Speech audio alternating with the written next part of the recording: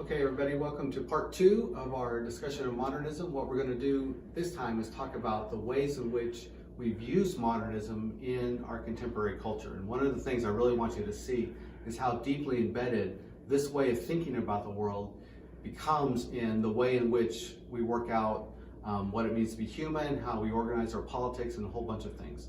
So we're going to look at four categories in particular. We're going to look at the rise of science and the authority we give science to tell the truth. We're going to look at the privatization of morality and religion. We're going to talk about how we do politics and law using Kant's categories.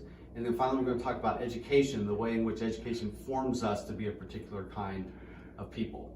So we're going to start with science, which is perhaps the most important feature of modernism. We've given science a great deal of authority and weight, and that has directly to do with the distinction between what we can know and what we cannot know.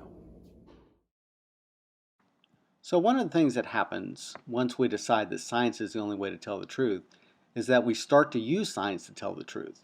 And it's no accident then that the scientific revolution and the rise of the scientific method follows the rise of modernism, because modernism authorizes science to be the primary way we tell truth.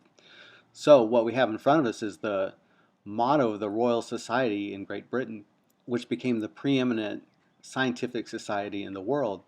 And notice its emphasis on not relying on anything else other than investigation. If you want to know something, then you go out and investigate it, and that's the way you tell the truth.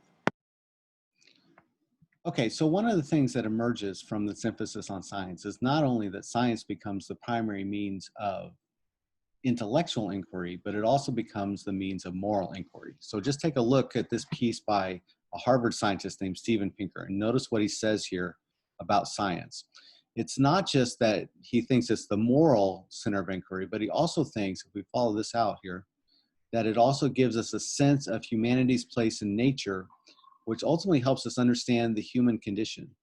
Anytime we're talking about the human condition, we're talking about morality, like we're talking about what is right and wrong and how we are to understand what the good is and how do we do it.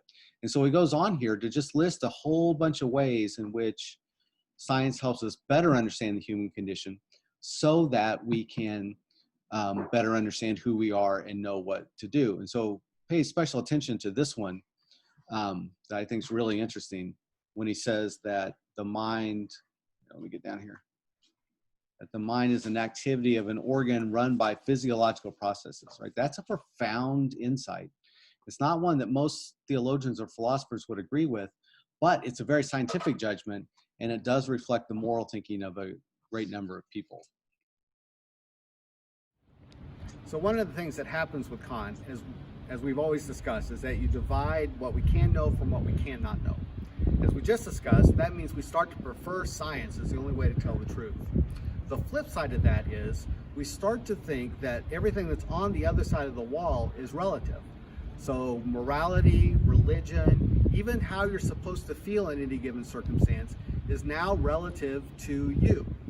This frees you to believe anything you want. And in fact, the rise of new religions accompanies our adoption of Kant's division between the noumenal and the phenomenal, precisely because we now can't say whether you should believe something or not. And so we get something really brilliant like this Homer Simpson clip in which Homer invents his own religion, as every American is allowed to do. Hello, work. This is Homer Simpson. I won't be coming in tomorrow. Religious holiday. The Feast of Maximum Occupancy. Pretty slack. Well, you should join my religion, Mo. It's great. No hell, no kneeling. Sorry, Homer. I was born a snake handler and I'll die a snake handler. So what Homer is doing here is what all Westerners, including Americans, come to believe is possible for anyone to do, which is to make your religion or your morality whatever it is you want to be, because there's no way to verify whether you're right or wrong. So if you want to build a religion about watching football on Sunday mornings, then go for it. If you want to build a religion around worshiping or swimming with dolphins, as Oprah tried to do one time, just go for it. It doesn't matter, because we couldn't verify it even if we wanted to. This also has to do with the way in which we go about doing our religion. So on the one hand, you can believe anything you want. And under Kant, all morality and all religion is relative. Some people will say that's postmodernism, but that's wrong. This is modernism, modernism from a moral perspective and a religious perspective. The other side of that, though, is that we start to practice our religion differently. Our religion becomes more about stuff that's on the numinal side of the wall. And so our religion becomes very pietistic, it becomes very emotional centered. We tend to think that worship is an emotional experience that has nothing really to do with rationality or anything like that. And as a result, sometimes we get really extreme examples like this Holy Ghost hoedown that I'm about to show you. Everybody, you're not spinning anything. Come on, grab something. Everybody.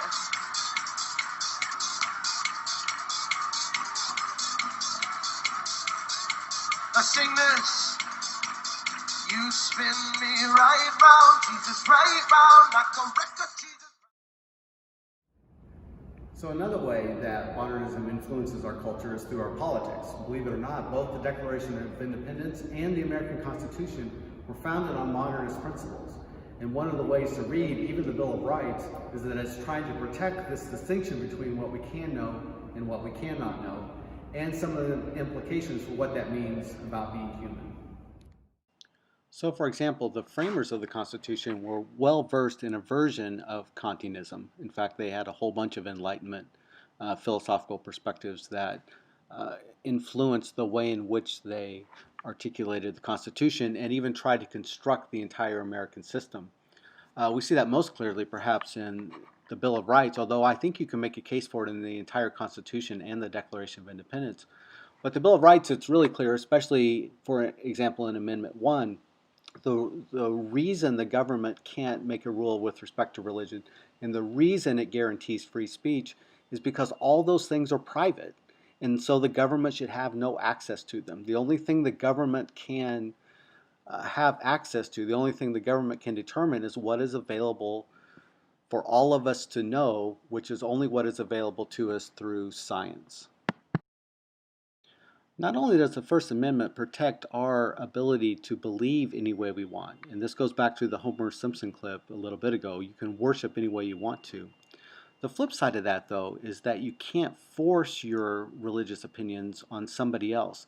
Because remember, under Kant, they are only opinions, and they can't be verified, therefore you can't make somebody believe them. Which is why the Constitution bans things like school prayer. Because if we require everybody to pray in school, then we're forcing something that's unverifiable on everyone. And we saw that played out in the case of these cheerleaders who were praying before a football game. The problem isn't that they were religious. The problem was that they were potentially making everyone else be religious in the same way they were, which doesn't make sense under a Kantian system. So the final way that modernism impacts American culture is through education. And in fact, what we find is that we tend to educate in ways that reflect this distinction between what we can know and what we cannot know. Some of that is the emphasis on science, but some of it is even in the way in which we understand what happens in the educational process. Another way that modernism and education go together is that education then becomes the means by which we indoctrinate people into modernism. So by being trained in modernist practices, then we become more comfortable with modernism itself. So for education, I want us to think about this in a couple of different ways. One is just to recognize that we have a priority for scientific fields of study. Right? The STEM fields are considered to be among the most lucrative and best for job prospects. It's no accident that one of the most successful magnet academies in Knoxville is the L&N STEM Academy, right? Because we believe that that is a field of study that's worth pursuing. Another is our reliance on objective testing. The ACT and the SAT are examples of this. We believe that it's possible to test whether somebody knows objective facts. But again, an objective fact is something that is verified scientifically. It's very difficult for the ACT and the SAT to test your ability to be creative or to write well or something like that. Okay, so that's it. The thing to take away from this, as I've been saying all along, is to recognize how deeply embedded this is in our culture. We'll talk about some of the critiques of modernism next week, and there are some really serious ones. And religious people in particular have a lot to say about how bad this can be. It's very difficult to be religious under a modernist system. But there are also some really good things that emerge from this. One is that the rise of technology, by and large, has been a good thing for humans. we know a lot more stuff about how the universe operates, and we're able to harness some of that for good. Another thing that emerges from modernism is the civil rights movement and the women's movement, both of which drew on modernist categories in formulating why it is that people of color or women should have equal rights, because biologically there's no distinction, right? And we use science in order to make that distinction. So we'll hold off for the critiques next week, but start to think about that.